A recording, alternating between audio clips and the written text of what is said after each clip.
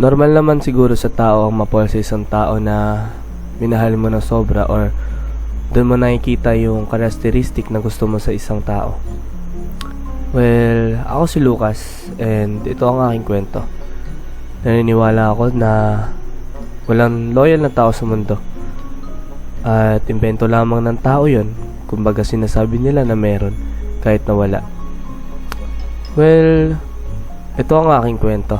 At samahan nyo ako pakinggan ang aking kwento.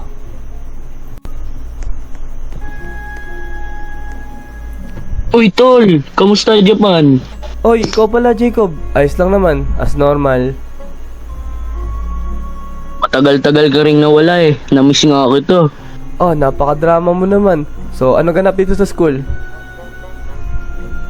Wala, as usual, nag-aaral, kumakain, ganon. Pero may tanong lang ako, tol. Ah, sige. Kailan natin gagawin yung plano mo? Dito, masyadong ano kasi, wala naman si David, so baka sa susunod na lang siguro. Siya lang naman problema natin eh. Sige, tol. May balita nga pala ako dito. May bago tayong transfer student ata. Pangalan niya is Ashley.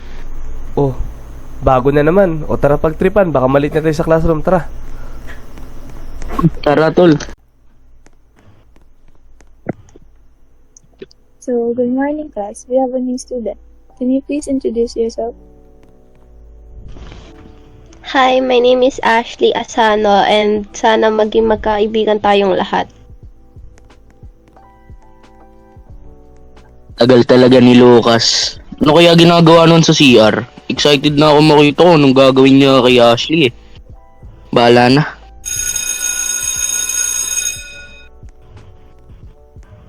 Uy, Ashley, right? Oo, ako nga pala. Ikaw nga pala yung president, no? Ay, oo eh. Wala ka pa bang sundo? Wala pa eh. Gusto mo- Late siguro. Gusto mo, hatid na lang kita. Hindi, wag na. Kaya ko na to. Magko-commute na lang ako. Gabi na rin kasi, tapos ikaw na lang student na nandito sa school. Malapit na lang yung bahay niya, sige. kaya kaya ko naman ihatid. Sige, Tara. pwede. Kotse mo to? Ang ganda ah. Oo. Wait, may gagawin ako. Tayo ka lang din. Dito? Oo. Yan. Isisend ko na lang sa'yo mamaya ang my day mo. Basta wag mo na sige. sabihin na kotse ko to. Tara. Sige.